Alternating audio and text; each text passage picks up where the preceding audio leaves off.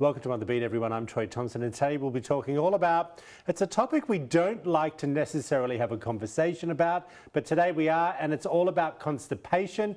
Today we're talking with Dr. Johnston of Gastroenterology Associates of Columbus. You always bring us interesting topics, my friend. We try. We live in the GI world. It's easy. Well, you do, actually. Okay.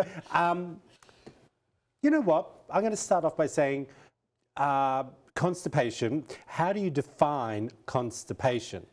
With any bowel disruption, the first thing I like to talk about is what's normal. Because normal is different for everybody. So normal bowel movements can be 3 times a day to 3 times per week. So on the constipation end, not everybody needs to go every day. Going to the bathroom every other day is perfectly fine. Really? Yeah. So frequency is one of the ways, the main way we define it.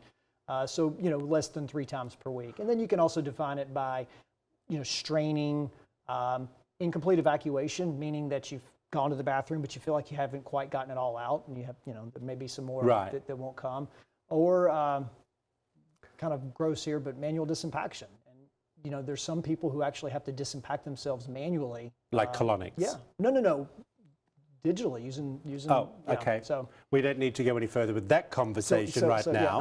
Yeah. But let's talk a little bit about what causes constipation. Now, I would assume, I know when I've eaten badly for a week, if I'm on holidays or something, I do feel what you call as bloated, constipated, because you're maybe not eating all the good stuff that you should be. So for run-of-the-mill constipation, surely or certainly diet has the biggest impact on that. So not enough fiber in the diet, not enough water, not drinking enough water, lack of exercise. Those are some reasons that people can get constipated.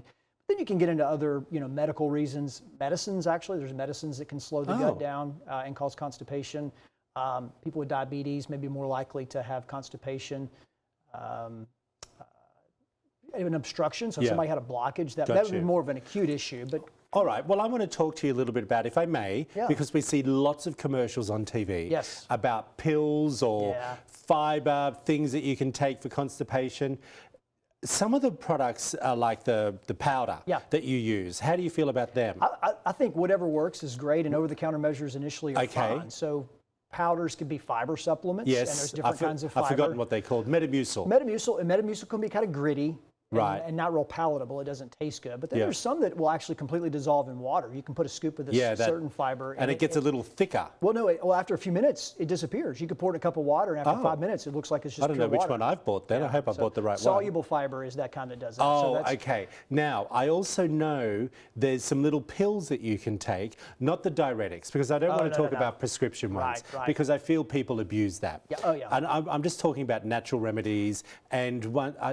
I don't call it a leave or... A line, maybe what you're thinking about. Maybe? So probiotics are one way that we, there's lots of different ways to approach constipation, but probiotics I think are very helpful. And probiotics are capsules that are filled with good bacteria that replenish the good bacteria of your intestinal tract, and that can help promote good digestion and increase regularity, decrease bloating in particular too. Now, I always ask you this question because I think of you as specialists, okay? I don't know why, but I feel I do, being a specialist in your realm of practice. Is this something we need to discuss with our GPs first, or we call you? It depends. Some people have been constipated their whole lives. But that's not healthy, doctor. It actually is not that I mean, it's not like it's going to be detrimental to your health. So chronic constipation is not generally going to have adverse effects on your health.